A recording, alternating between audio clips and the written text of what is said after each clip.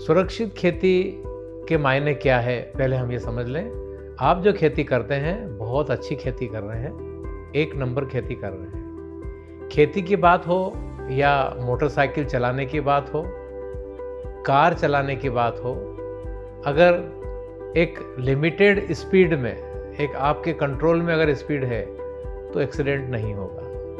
अगर हम ये स्पीड इतनी बढ़ा दें कि वो कार या वो मोटरसाइकिल हमारे कंट्रोल में नहीं रहे तो फिर एक्सीडेंट होने के चांस होते हैं। खेती का भी ऐसा ही हुआ है। इसमें रासायनिक खाद आए पैदावार बढ़ाने के लिए और पैदावार बढ़ी। बहुत अच्छी वैरायटी आई पैदावार बढ़ाने के लिए। उन वैरायटी में बहुत सारा रासायनिक पेस्टिसाइड हमको डालना पड़ा। वो एक आदत हमारी हो गई उनको डालने की। जैसे जैसे हम डालते गए कीड़े भी बढ़ते गए। जैसे जैसे कीड़े बढ़ते गए 3 रासायनिक पेस्टिसाइड्स की हमने डोज बढ़ा दी। तो ये इसी को कहते हैं स्पीड बढ़ना। तो जब खेती में रासायनिक खाद जैसे डीएपी, यूरिया, पोटाश, ये शुरुआत में जो बताया गया, यदि वही चलता रहता तो ये नौबत नहीं आती कि आज हम सुरक्षित खेती की बात करें। वैज्ञानिकों ने कहा कि 1 बोरी डीएपी 1 एकड़ के लिए पर्याप्त है। वो धीरे धीरे बढ़ता गया, यूरिया धीरे धीरे बढ़ता गया, पोटाश धीरे धीरे बढ़ता गया। ये इतना ज़्यादा बढ़ गया कि इसके फिर साइड इफ़ेक्ट आने लगे। यानी कि इस तरह की कुछ नई नई बातें समझ में आई, सामने आई कि किसान और परेशान हुआ। अंततः खेती महंगी साबित होने लगी, इतनी महंगी कि कई बार उतना उत्पादन ही नहीं मिल पाता जितना कि हमने उसमें लागत लगा दी है। तो इसको हम कैसे बदलें? दूसरा सबसे जो खतरनाक बात हुई है वो हुई है पर्यावरण प्रदूषण की। आज इन रसायनों के इस्तेमाल से, इन रासायनिक उर्वरकों के इस्तेमाल से हमारी मिट्टी ये प्रदूषित हो गई। मिट्टी जब प्रदूषित हो गई तो मिट्टी में जो बरसात का जल गया, ये जल आखिरी में जाकर के ज़मीन में उतरा और किसी न किसी कुएं में, किसी न किसी तालाब में मिला। वो पानी पुनः इंसान ने पिया। यूरिया की अधिकता के कारण अगर कोई पानी पीने में आता है लगातार तो उससे मालूम पड़ा है कि गले का कैंसर शुरू हो गया। एक आपने अभी शब्द सुना, इम्यूनिटी। कोरोना काल में हमने एक शब्द, नया शब्द सुना आम व्यक्ति ने, इम्यूनिटी जिसकी कमज़ोर हो गई थी, वो उस व्यक्ति को कोरोना ने ग्रसित कर लिया। पहले तो ये ऐसा लगा कि ये शहर वालों का प्रॉब्लम है। बाद में दूसरी लहर में ये कोरोना गांव में भी घुसा, यानी कि गांव के किसान परिवारों की भी इम्यूनिटी कम हो गई।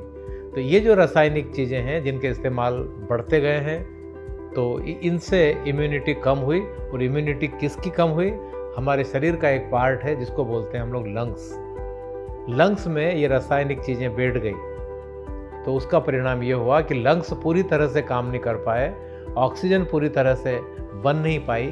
उसके रिजल्ट आए ये कोरोना जैसा, स्वाइन फ्लू जैसी, ये सब लंग्स की बीमारियाँ। तो हमारा उद्देश्य ये है कि दुनिया की बात सोचेंगे बाद में, पहले किसानों की बात सोचें। अगर किसान खाद डाल रहा है, किसान रासायनिक चीज़ डाल रहा है, तो उसको खाने वाले, उसको उपयोग करने वाले का असर तो बाद में होगा, पर पहले किसान पर असर हो रहा है। जैसे कहा गया है ना कि बांटन वारे को लगे जो मेहंदी को रंग। कोई मेहंदी बांटने वाला ये कहे कि मेरे हाथ लाल नहीं होना चाहिए, क्या ये संभव है? किसान दवा का स्प्रे कर रहा है, रसायन का स्प्रे कर रहा है कीड़ों को मारने के लिए, तो क्या वो किसान बच सकता है? 2 घंटे उसने स्प्रे किया खेत में, तो 2 घंटे उसने श्वास कहाँ लिया? श्वास तो उसे हवा में लिया ना। तो इस तरह से किसान भी दिन ब दिन उसके लंग्स कमज़ोर हो रहे हैं और नित नई बीमारियां उस पर भी अटैक कर रही हैं। तो आज जो चर्चा का विषय है वो ये है कि किस तरह से हम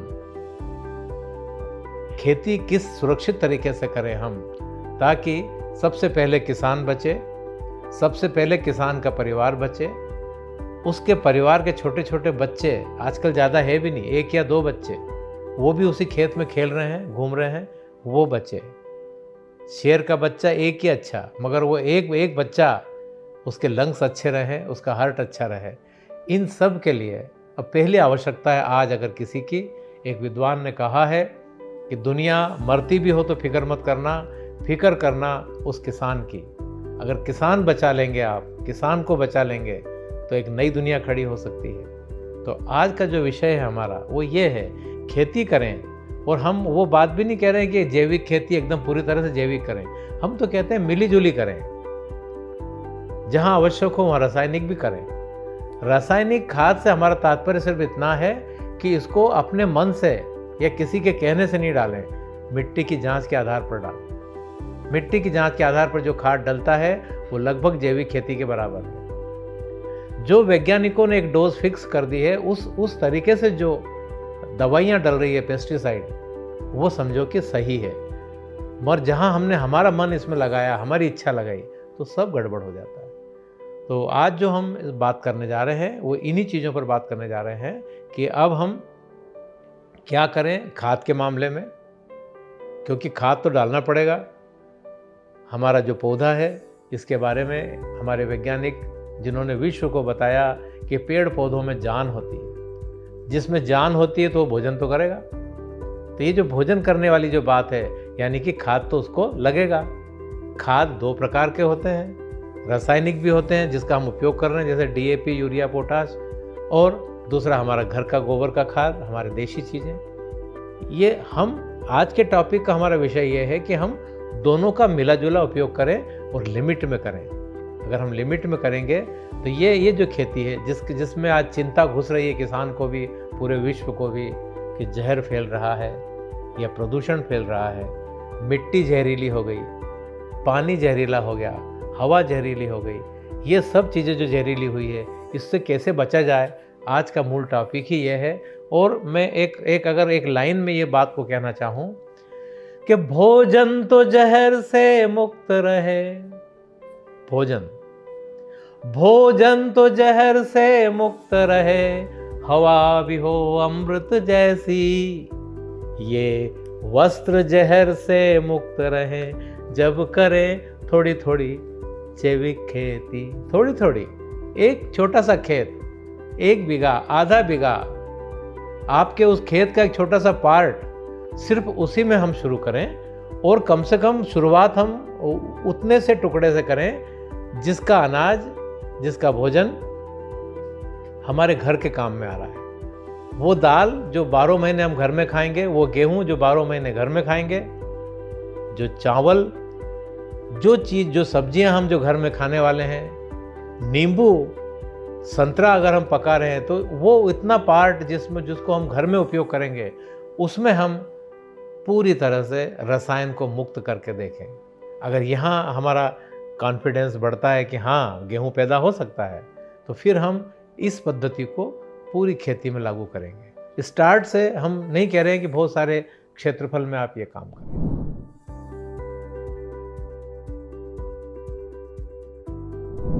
तो आज का जो विषय है उसका जो पहला महत्वपूर्ण पार्ट है कि हम भोजन की व्यवस्था करें। किसके भोजन की? पौधे के भोजन की। तो उसके लिए हमें क्या करना है, इसी को बोलते हैं इंटीग्रेटेड न्यूट्रिएंट मैनेजमेंट, यानी मिला जुला तरीका पौधों के भोजन को, पौधों के लिए भोजन उपलब्ध कराने का मिला जुला तरीका, इंटीग्रेटेड न्यूट्रिएंट मैनेजमेंट, समन्वित तरीका। यानी क्या है वो? सबसे पहली बात आती है गोबर की खाद, हमारी देशी खाद। गोबर की खाद जो है ये बरसों से हमारे देश में उपयोग होती आई है। और एक बड़ी आश्चर्य की बात मैं आपको बताना चाहता हूँ, जो गोबर के खाद जो आप गांव में बना रहे हैं, ये जो वर्ष में एक बार जो आप बना रहे हैं, इस खाद के बारे में एक महत्वपूर्ण बात यह है कि ये खाद ठंडे देशों में बनना बड़ा मुश्किल है। मैं इंग्लैंड में था तो वहाँ के किसान हमसे पूछते थे कि आपके देश में ये देशी खाद कैसे बन जाता है गोबर और कचरे का? वहाँ बनता नहीं है, वहाँ इतनी ठंड है कि वहाँ बैक्टीरिया खाद को बनाता है वो वहाँ काम ही नहीं कर सकता। ये हमको भगवान ने वरदान दिया है, ये सूरज नारायण का। मगर ये जो देशी खाद है, इसकी मात्रा बढ़ाना, इसका जो तरीका जिस ढंग से हम कर रहे हैं वो थोड़ा सा गड़बड़ है। हम ऐसी खेती करने लग गए हैं जिसमें 12 महीने हम फसल पैदा कर रहे हैं, मगर 12 महीने उसके लिए उपलब्ध हो जाए गोबर की खाद, ये संभव नहीं है। तो इसके लिए मैं एक महत्वपूर्ण बात आपको बताना चाहता हूँ कि एक नई बात ये मालूम पड़ी है कि गोबर अकेला खाद की पूर्ति कर दे, ये जरूरी नहीं है। गोबर के साथ में कचरा होना, वनस्पति होना जरूरी है। जितनी वनस्पति आप गोबर के खाद के साथ मिला करके खाद बनाएंगे, उतना ज़्यादा मात्रा में और उतनी क्वालिटी का खाद बनेगा। प्योर गोबर का खाद बहुत अच्छी क्वालिटी का नहीं माना जाता है।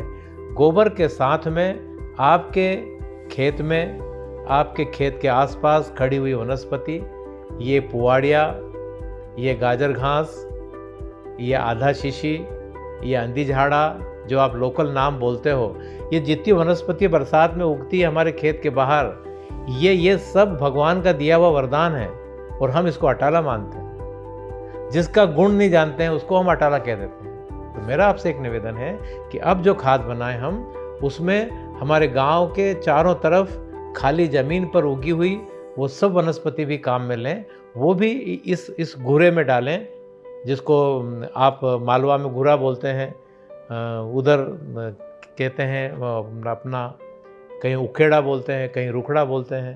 तो ये जो गड्ढे हैं जहाँ आप खाद बनाते हैं, उसमें गोबर के साथ साथ में पूरी वनस्पति भी शामिल कर लो, मिक्स कर दो, तो ये जो खाद बनेगा इसकी मात्रा बढ़ जाएगी। तो एक बात यहाँ तय हुई कि अब हमें मात्रा बढ़ाना कैसे है, तो उसमें हम वनस्पति मिक्स करें। दूसरी महत्वपूर्ण बात कि ये जल्दी बने।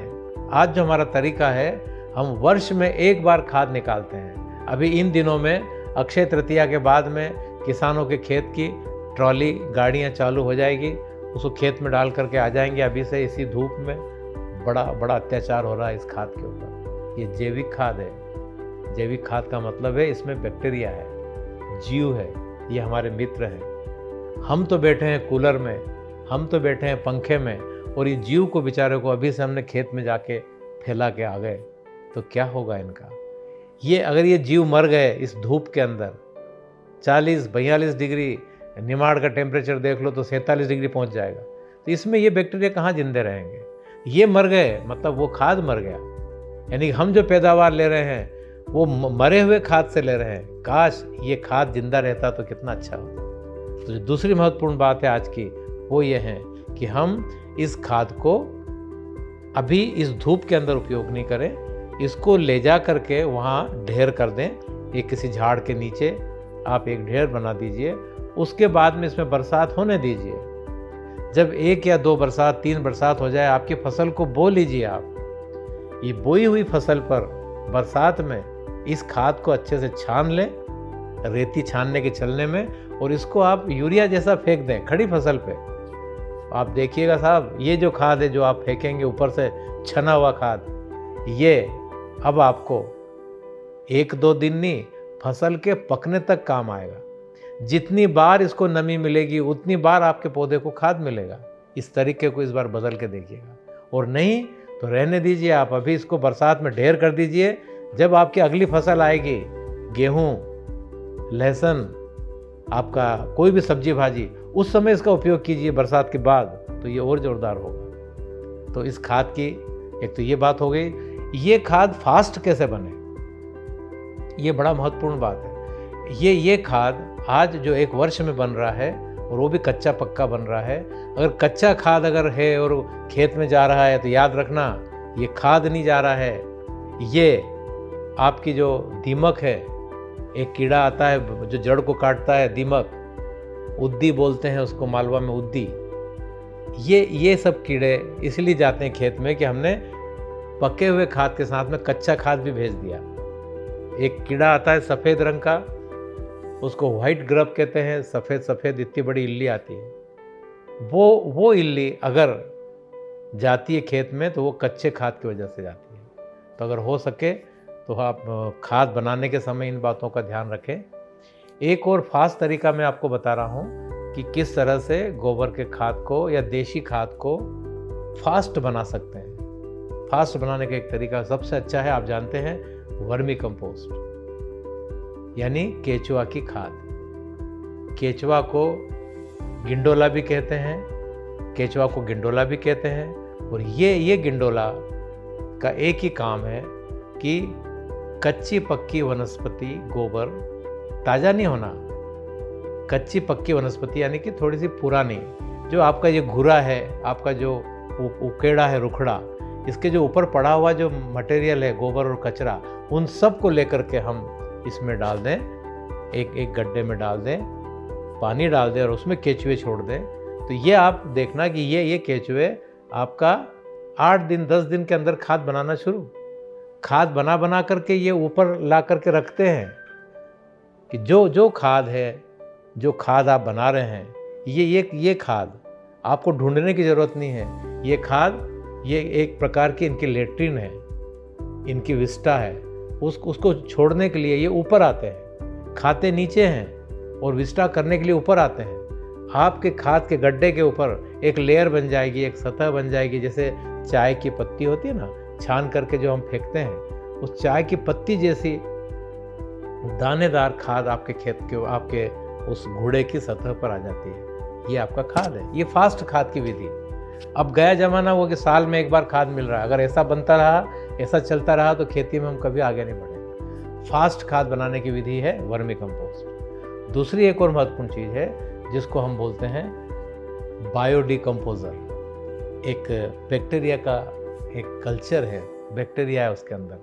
अगर उसको हम इसमें डाल दें, इस घुरे में डाल दें, जिसको रुखड़ा बोल रहे हैं आप, अगर इसमें डाल दें हम उनको, तो ये जो खाद आपका वर्ष भर में सड़ रहा है, ये 3 महीने में सड़ जाएगा। ये बहुत बड़ा चमत्कार है साइंस का कि हम जल्दी कैसे बनाएं। आज जो घोड़ा जो हमारा है, इसी के कारण हमारी खेती पिछड़ी हुई है। वर्ष में एक बार खाद मिलता है और वो भी हर खेत को नहीं मिलता है। आज इस खेत में दे दिया तो उस खेत में रख दिया, वहाँ नहीं दिया। जिसको आपने दे दिया है इसका नंबर 3 साल बाद आ रहा है और हम खेती कर रहे हैं, खेती लगातार कर रहे हैं और लगातार उससे खींच रहे हैं और दे रहे हैं 3 वर्ष में एक बार। ये तो बहुत नाइंसाफी है। होना क्या चाहिए, ऐसा तरीका आपके पास में हो कि उस तरीके से आप हर एक खेत में हर वर्ष खाद दे सकें, देशी खाद। और ये संभव है। ये जो वेस्ट डिकम्पोजर जिसको कहा गया है, ऐसा बैक्टीरिया है कि आप अपने घुड़े में, अपने रुखड़े में अगर इसको डाल दें, पहुंचा दें, इसका तरीका है, उसको हम अगले एपिसोड में डिस्कस करेंगे। इसका तरीका है कि अगर इसको हम घोल बना करके इसमें हम अंदर तक पहुंचा सकें इसको, तो आप देखिएगा ढक करके रख दें तो 3 महीने में आपका खाद बन गया, जो अब पहले 12 महीने में बनता था।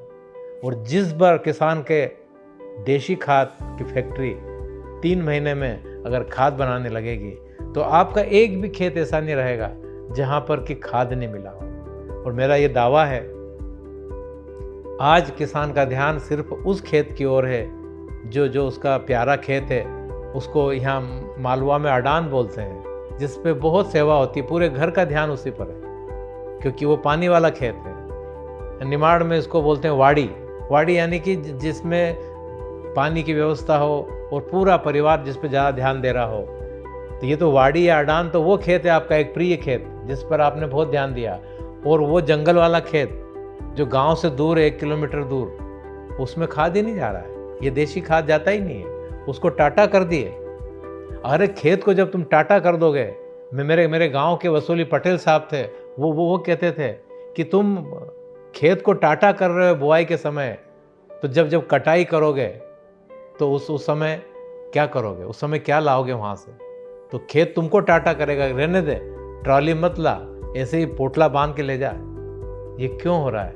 क्योंकि बुआई के समय हमने उसमें खाद नहीं डाला, तो कटाई के समय हम क्या काट के लाएंगे वहाँ? तो ये एक महत्वपूर्ण बात है कि हम खाद के ऊपर विशेष ध्यान दें। मैं नकारा नहीं कर रहा हूँ, मिट्टी की जांच करवाएं। मिट्टी की जांच में जो खाद की मात्रा आपके खेत में बताई गई है कि 1 एकड़ में इतना DAP, इतना पोटाश खाद, इतना यूरिया, वह डालें। और साथ में जितना ये घर की वनस्पति और गोबर का जो खाद है, जो आप कर सकें अरेंजमेंट, उतना हम ज़रूर उपयोग करें। आप देखिए आपकी वो खेती जो है वो सुरक्षित खेती की श्रेणी में आ जाएगी। हम जो खाद की चर्चा कर रहे थे, हमारे खेती में खाद की आवश्यकता है, तो उसमें हमने एक बात तो कर ही ली कि भाई देशी खाद फास्ट बने, है ना। तो उसके लिए वर्मी कंपोस्ट की हमने बात की। उसके बाद में हमने एक नया शब्द डाला है फास्ट डिकम्पोज़र, या जिसको बोलते हैं बायो डिकम्पोज़र। तो ये एक ऐसा बैक्टीरिया है कि अगर इसको हम हमारे घूरे में, खाद के गड्ढे में अगर इसको डाल देते हैं तो ये जल्दी खाद बना देता है। अब हमको वर्ष भर इंतज़ार नहीं करना पड़ता है। ये इतनी अच्छी चीज़ है ये बायो डिकम्पोज़र कि अगर इसको आप गेहूं के कटने के बाद, या कोई भी फसल, मान लो धान की फसल है आपकी, कोई भी फसल जो कटती है, हार्वेस्टिंग हो जाती है, इसके बाद अगर उस खेत में अगर नमी है तो आप अगर ये बायो डिकम्पोज़र को उस खाली खेत पे स्प्रे कर दें, उस पराली पर, उस नरवाई पर, तो ये, और उसके बाद फिर इसको हम ज़मीन में मिला दें रोटावेटर करके, तो ये सब चीज़ें जो है, जो अवशेष था पिछली फसल का, ये अगली फसल के लिए शानदार भोजन का काम करेगा। यानी कि तेरा तुझको अर्पण, क्या लागे मेरा, वहीं की चीज़ हमने वापस उसको रिटर्न कर दी। तो ये जो बायो डिकम्पोज़र की जो मैंने बात कही है, ये बहुत सारे काम में आएगा। खाली हमारे घूरे के खाद को सड़ाने की बात नहीं करेगा, ये हमारे खेत में पड़े हुए जितने भी अवशेष वनस्पति, उन सबको सड़ाने की बात करेगा। और तीसरी महत्वपूर्ण बात इसकी ये है कि जब बरसात में उगी हुई वनस्पति जो हमारे मैदान पर उगी है, खाली जगहों पर उगी है, जिसका कोई वैल्यू नहीं है, गंदी जगह में खड़ी है, हमारी जो पटरी है, हमारे रोड की जो पटरी दोनों तरफ की, उस पर जो वनस्पति खड़ी है, ये सब वनस्पति अगर आप अक्टूबर महीने में काट लें, काट करके इसके ढेर कर दें, ऐसे लंबे लंबे ढेर कर दें, ज़्यादा ऊंचे नहीं, और इस हरे ढेर के ऊपर अगर यही बायो डिकम्पोज़र हम पानी में ले करके, स्प्रे पंप में लेकर इसका स्प्रे कर देते हैं, तो ये जितनी वनस्पति जो आपके गांव की हैं, ये सब की सब खाद बन जाती है, और 3 महीने भी नहीं लगेंगे, 2 महीने में सड़ जाती है। तो सोचो आप अगली फसल के लिए आपके पास खाद की कमी कहाँ है। तो आज ये एक नया कॉन्सेप्ट आ गया है कि देशी खाद बनाने के लिए बहुत ज़्यादा मात्रा में गोबर की आवश्यकता नहीं है, आवश्यकता है गोबर के साथ में वनस्पति की, और तीसरी चीज़ इस बैक्टीरिया की आवश्यकता है, जिसको हम बायो डिकम्पोज़र कहते हैं। ये चीज़ें हो गई तो हमारे पास खाद की कमी नहीं है। अभी कुछ 2 साल 3 साल से एक और नई चीज़ आ रही है कि हम ऐसा खाद बना लें कि वो खाद एक बार बनने के बाद में 6 महीने खराब नहीं होता है। उसको बोलते हैं घन जीवामृत। घन जीवामृत यानी कि 1 कुंटल गोबर के अंदर हम हमारे घर में उपलब्ध 4 चीज़ें मिलाएंगे। उसमें 1 किलो बेसन, 1 कुंटल आपने लिया है गोबर, उसमें लेना है 1 किलो बेसन, 1 किलो लेना है गाय की पेशाब, और इसी के साथ में लेना है 1 किलो गुड़, और 1 किलो गुड़ के बाद में लेना है आपके गांव में खड़े हुए बड़ के झाड़ या पीपल के झाड़, या अच्छे घनी छांव वाला कोई झाड़ जो खेत में नहीं होना, खेत से बाहर खाली ज़मीन में होना, उसके नीचे की 1 किलो मिट्टी।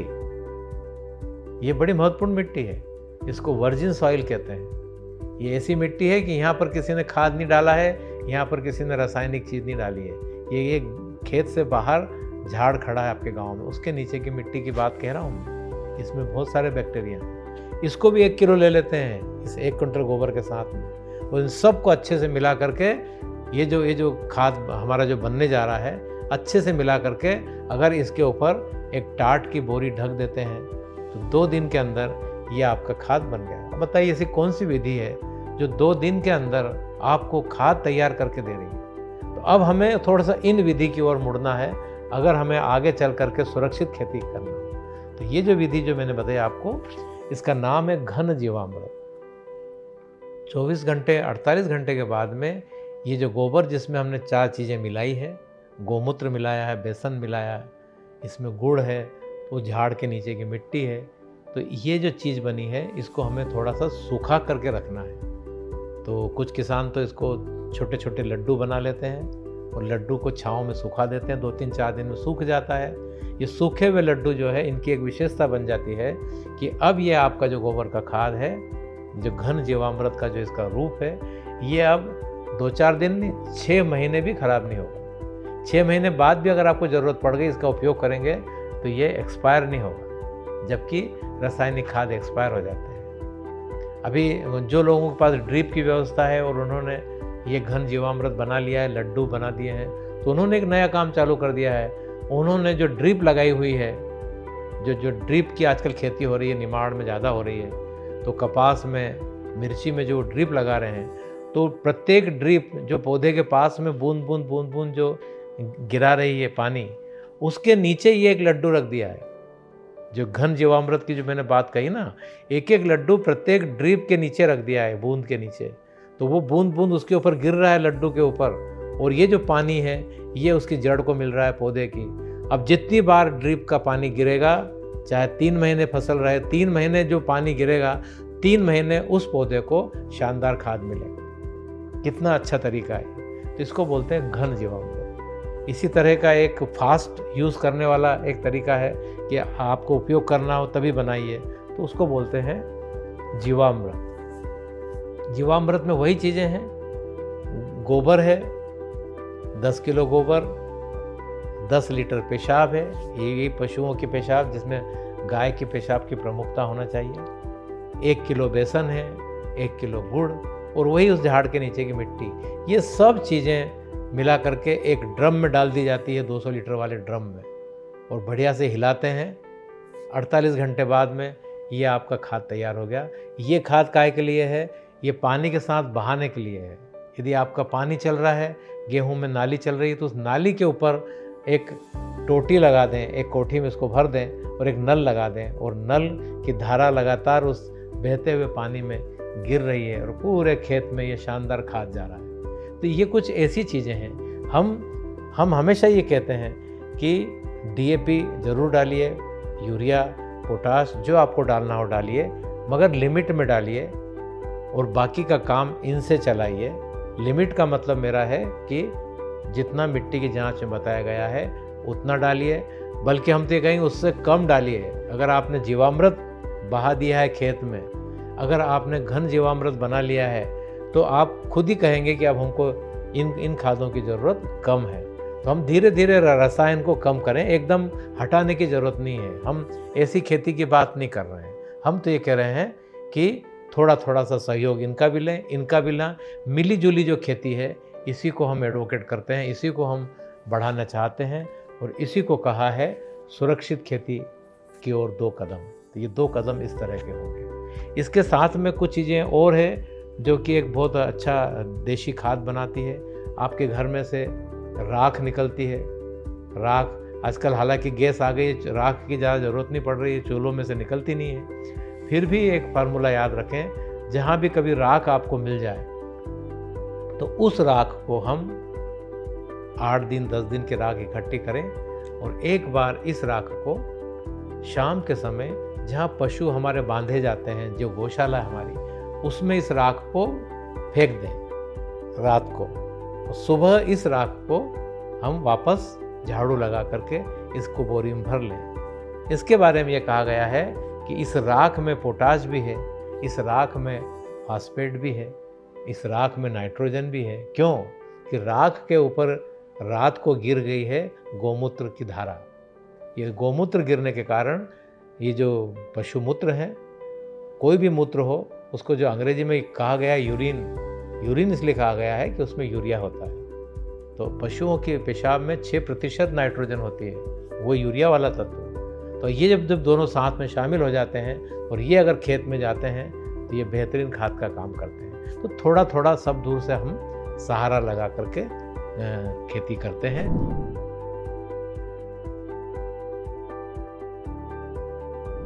तो ये जो है, जो सुरक्षित खेती की जो मैंने बात कही है, ऐसी खेती जिसमें खेत को, मिट्टी को भी नुकसान नहीं हो और किसान को भी ठोकर नहीं लगे, इस तरह की खेती की हम बात करते हैं। अब एक दूसरा और सबसे महत्वपूर्ण पार्ट वो है फसलों को बचाना कैसे, फसल की सुरक्षा।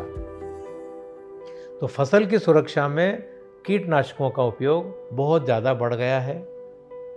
इतना अंधाधुंध उपयोग होने लगा है कि अब बहुत बड़ी चिंता होने लगी है। पहली चिंता हमेशा हम किसान की करते हैं, स्प्रे करने वाले की करते हैं। वो लगातार 3 घंटे स्प्रे कर रहा है, 3 घंटे जो श्वास लिया है उसने, उस श्वास में ऑक्सीजन कहाँ रही? उसके अंदर तो वही दवा आ गई जो दवा वो स्प्रे कर रहा था। तो हम इस पर थोड़ी सी चर्चा कर लेते हैं कि क्या करें कि कीट से भी हमारी बचत हो जाए, जो कीड़े बीमारियां जो लग रही है उससे भी हमारी फसल सुरक्षित हो जाए और हम जहर से भी बच जाएं। तो ऐसा मिली जुली जो बातें करते हैं हम, तो इसमें एक बहुत अच्छी बात मालूम पड़ी है कि अगर हम खेत में अभी इन दिनों में आप देख रहे हैं कि आपके गांव में नीम का फल यानी निम्बोली, नीम के पेड़ हैं, नीम के पेड़ में इस समय फल आ रहे हैं जिनको कि हम गांव में निम्बोली कहते हैं। ये आपके गांव का अमृत है। अगर आप वास्तव में सुरक्षित खेती करना चाहते हैं तो आज की बात है, इसका उपयोग करना ज़रूरी है। उपयोग तब कर पाएंगे जब इसको आज इकट्ठा तो कर लें। अगर आप इसको इकट्ठा नहीं करेंगे तो जब फसल लगाएंगे तब आप इसका उपयोग कहाँ से करेंगे? तो जितनी भी वनस्पति, जितना भी आपके यहाँ नीम का लगा हुआ है, आपके घर में पेड़ हो, गांव में पेड़ हो, इसका जो फल रोज़ गिर रहा है उसको रोज़ झाड़ू लगा करके और एक बोरी में भर लें इस निम्बोली को, और इसके बाद में इसके ऊपर या तो ट्रैक्टर चला दें या इसको थोड़ा सा कूट लें। इसके टुकड़े हो जाना चाहिए इस निम्बोली के। इसके बाद में इसको बोरी में पटक दें। ये इतनी ज़ोरदार चीज़ है कि आपके बुआई के पहले अगर आपने 1 किलो ले करके इसको पानी में डाल दें और दूसरे दिन आप खाली खेत पे स्प्रे कर दें तो आपके खेत की तरफ कीड़े आएंगे ही नहीं। इतनी अच्छी चीज़ है। अगर आपने इसका स्प्रे कर दिया तो कीड़े आएंगे ही नहीं। तो मेरा सिर्फ कहने से इतना सा मतलब है कि आपके खेत में कीड़े आए नहीं, हम ऐसी कोशिश करें। इनको ये जो काम करेगी, जो निम्बोली जो काम करेगी, ये एक प्रकार के रिपेलेंट का काम करेगी। यानी कि कीड़े खेत में आना चाहते हैं मगर आपके खेत में, आपके पूरे मिट्टी में एक कड़वी गंध आ रही है। पानी जैसे ही गिरा तो इस नीम की निम्बोली का पानी आपने स्प्रे किया हुआ है ज़मीन पर, तो उसकी जो गंध आएगी, तो उस गंध के चलते ये कीट जो आपके खेत में आना चाहते हैं, चाहे वो सफ़ेद जैसे दिखने वाली वाइट फ्लाई, हरे मच्छर, ये माहो, ये जो कीट जो आपके खेत में आना चाहते हैं गंदे खेत में, उनको गंदा बोलेंगे वो लोग। दुर्गंध वाला खेत है, इस खेत को छोड़ करके दूसरे खेत में निकल जाएंगे, क्योंकि उनको तो एक से एक बहुत सारे खेत हैं। आपने तो अपने खेत को कड़वा बना के रखा है, तो अच्छे खेत होते हुए तुम्हारे यहाँ कौन आएगा? तो ये एक बहुत महत्वपूर्ण बात है। और ये चीज़ हमारे गांव में है नीम। जब ये निम्बोली उपलब्ध नहीं हो तो इसकी पत्तियों से भी काम चलता है। इसकी पत्तियां उबाल रहे हैं लोग। कई ऐसे एरिया मैंने देखे हैं, ये तो देवास ज़िले के जंगलों में, खरगोन ज़िले के जंगलों में, जहाँ पर आदिवासी महिलाएं इस नीम की पत्ती को उबाल रही है। 1 किलो पत्ती को 5 लीटर पानी में डाल करके और 1 घंटे उबाल लिया, वो बचा हुआ पानी ठंडा हो गया और उसका स्प्रे किया जा रहा है। अगर आपने पूरे खेत को कटु बना दिया, कड़वा बना दिया, तो क्यों कीड़े आना पसंद करेंगे? नीम का तेल भी आजकल उपलब्ध है बहुत सारी जगह पर।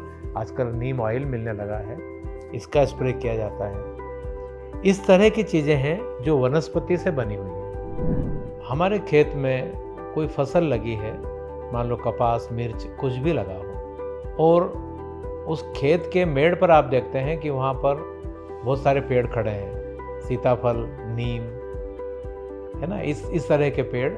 और आपका आकड़ा बोलते हैं, आकाव बोलते हैं, रतन जोत, ये कुछ ऐसे पौधों के नाम बता रहा हूँ मैं, आप भी जानते हो। इसके अलावा बहुत सारे पौधे हैं जिसमें कीड़े नहीं लगते हैं, जबकि खेत के अंदर जो फसल है उसमें कीड़े लग रहे हैं। खेत की फसल लूज हो रही है, एकदम लूज हो गई है, और उसके आसपास जो पेड़ खड़े हैं उनमें कुछ भी नहीं हो रहा है। इसका मतलब क्या है?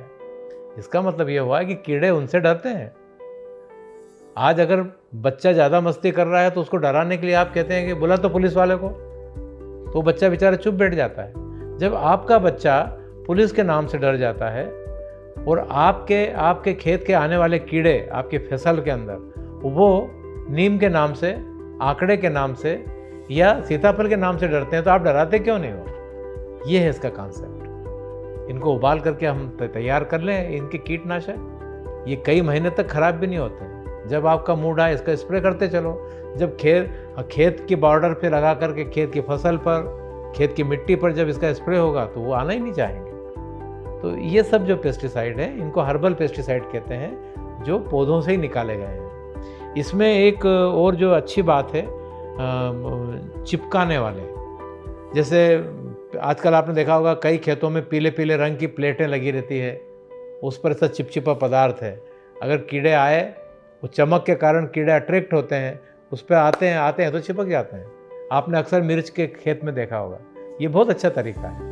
एक किसान तो इतना समझदार कि उसने खेत के बीच में जो उसका बखर चल रहा था, हल चल रहा था, कुछ भी बैलों के ऊपर जो वो चलाते हैं, अपने 2 लाइन के बीच में जो कचरा चारा रहता है उसको हटाने के लिए, उसकी जो वो लकड़ी है जूड़ी, जो कि बैलों के कंधे पे लगी रहती है, वो उसके ऊपर उसने एक पीले रंग का बैनर लटका दिया, पीले रंग की एक प्लास्टिक, और उसके ऊपर मोटरसाइकिल का जला हुआ ऑयल लगा दिया। अब वो दिन भर उसको घुमा रहा है खेत के अंदर, तो जितने भी कीड़े उड़ रहे हैं वो आके चिपक रहे हैं। ये देखिए, ये जैविक उपाय, उसको कुछ भी नहीं करना पड़ा। शाम के समय में, अभी आपके फसल की बुआई हो जाएगी, शाम के समय में अपने घरों में, अपने घर भी तो गांव के अंदर, अपने घर, अपने गांव, ये सब खेतों के बीच में बसे हुए हैं। आप अपने घर का जो अंदर का जो लट्टू है, बल्ब, इस बल्ब को थोड़ी देर के लिए 8 बजे तक, 8:30 बजे तक के लिए आप घर से बाहर लटका दीजिए या खिड़की से बाहर लटका दीजिए, और उसके नीचे एक तसले में, एक तगारी में पानी रख दीजिए, और उस पानी में आप कोई भी पेस्टिसाइड डाल दीजिए या केरोसिन डाल दीजिए, घासलेट। उस बल्ब को देख करके ये सब कीड़े आ करके यहाँ आएंगे, इस तगारी के ऊपर अट्रैक्ट होके आएंगे, और कुछ दिखेगा नहीं उनको, उससे टकरा करके गिरेंगे, गिर के और मरेंगे। इसको बोलते हैं लाइट ट्रैप। बहुत सारे कीड़ों को एक ही रात में आप ख़त्म कर सकते हो।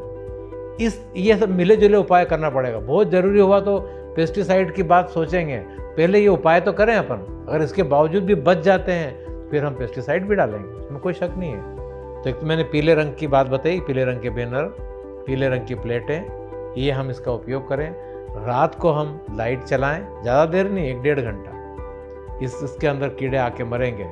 रात भर नहीं चलाना है, क्योंकि देर रात में फिर मित्र कीट भी आते हैं।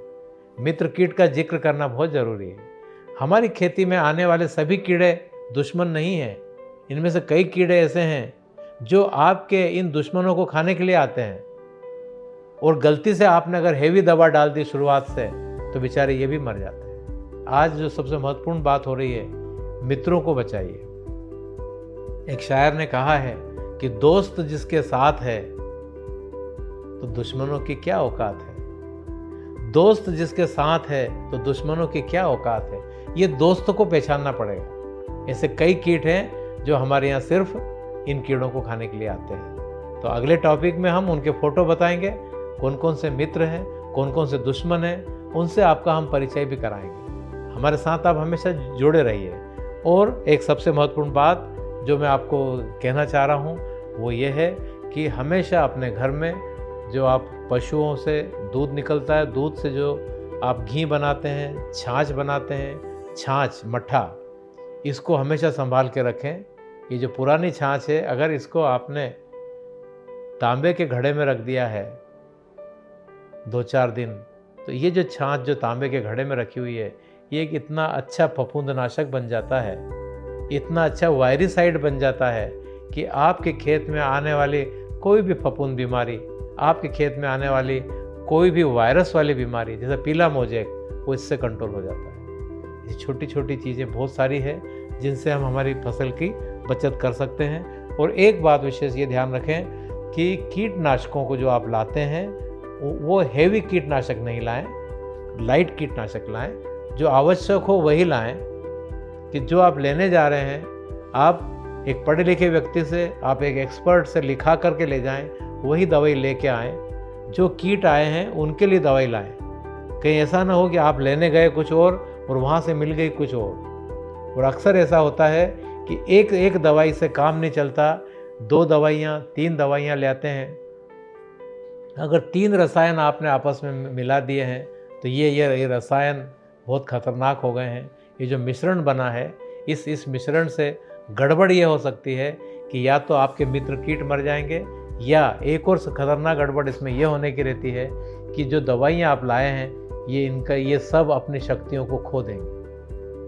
अगर 3 एक्सपर्ट मिल जाते हैं तो बताते हैं ना कि अगर 3 एक्सपर्ट ने मिल करके खाना बनाया तो खाना बिगड़ जाता है। इस तरह से 3 रसायन आपने एक साथ मिलाए तो ये 3 रसायन अपना अपना काम भूल जाते हैं, क्योंकि आपस में लड़ जाते हैं ये, और जो जीरो बच जाता है उससे आपके कीट कंट्रोल नहीं होते हैं। तो थोड़ा सा मिश्रण से भी हमको बचना पड़ेगा और मित्रों को बचाना पड़ेगा। जहाँ तक कोशिश हो सके, आज चलते फिरते जब भी आप देखें कि कोई पशु पेशाब कर रहा है तो उसको ज़रूर इकट्ठा कर लें। ये जितनी चीज़ें पुरानी हमारे पास में रहेगी, एक छाछ है, एक गौमूत्र है, ये जितना आपके पास में रहेगा भविष्य में ये रिपेलेंट का काम करते हैं। तो थोड़ा बीच में एक स्प्रे इसका कर दिया, बहुत ज़रूरी हुआ तो रासायनिक दवा भी एक ले आए, एक बार उसका स्प्रे कर दिया, अगली बार फिर हम ये देसी चीज़ का स्प्रे करेंगे। ऐसा अल्टरनेट करेंगे, एक बार देसी चीज़ का स्प्रे करेंगे, एक बार रासायनिक का स्प्रे करेंगे। इससे हमारी खेती का खर्चा भी आधा हो जाएगा और कीड़ों को इतनी ज़बरदस्त चोट पहुँचेगी, क्योंकि अगर एक तरह की दवाई मानो रसायन आप डालते रहे तो कीड़ों की बॉडी में एक ऐसी ताकत पैदा हो जाती है, रेजिस्टेंस, एक अवरोध पैदा हो जाता है कि दवाइयाँ उस पर काम ही नहीं करती। तो ऐसा मिलीजुली हम खेती की बात करते हैं। इसी को सुरक्षित खेती कहा गया है। किसान बचे, उसकी मिट्टी बचे। और अंत में जो हमारा स्लोगन है, संदेश हमारा फिर वही है कि भोजन तो जहर से मुक्त रहे। एटलीस्ट जो खाना खा रहे हो, जिसके लिए रात दिन मेहनत कर रहे हो, वो जहर मुक्त होना चाहिए। भोजन तो जहर से मुक्त रहे, हवा भी हो अमृत जैसी, ये वस्त्र जहर से मुक्त रहें, जब करें थोड़ी थोड़ी जैविक खेती, सुरक्षित खेती, ताकि लंबे समय तक ये धरती माता हमें साथ दे, लंबे समय तक हमारा स्वास्थ्य हमको साथ दे। इसी खेती की बात करते हैं। इस पूरे एपिसोड का जो उद्देश्य हमारा वो ये है कि हमारी मिट्टी कहीं मर न जाए, मिट्टी को लंबे समय तक हमें इससे भोजन लेना है। तो ऐसा ना हो, ऐसा कहते हैं ना कि सोने का अंडा देने वाली मुर्गी, अगर हम लालच में आकर के सोचे कि एक ही बार में सब अंडे निकाल लें और उसको हमने काट दिया तो उसमें से अंडा नहीं निकला, वो वाली कहानी जो है इस खेती पर रिपीट नहीं होना चाहिए। ये खेती लगातार हमें ही नहीं, हमारे आने वाली 7 पीढ़ी को भी भोजन उपलब्ध कराए, उसके लिए ये तरीके हमें करना पड़ेंगे जिनका हमने अभी जिक्र किया। यही है सुरक्षित खेती, जिसमें हमारा खेत यानी मिट्टी, हमारी हवा, हमारा पानी, सब चीज़ें, हमारी हवा जिसमें हम श्वास लेते हैं, ये सब साफ़ सुथरी हो तो लंबे समय तक हम भी जीवित रहेंगे, लंबे समय तक हमारी मिट्टी जीवित रहेगी। आज की तारीख में मिट्टी को लंबे समय तक जीवन देना, ये हमारा पहला लक्ष्य है। ये कुछ बातें आज हमने आपसे की, उम्मीद है आपको अच्छी लगी होगी। अगले एपिसोड में हम इसी से संबंधित बात करेंगे, ऐसी बात करेंगे कि जो अभी हमने अधूरी बात कही है, आगे फसल खड़ी रहेगी, उस फसल में खड़े रह करके हम आपसे बात करेंगे तो आपको और अच्छा लगेगा।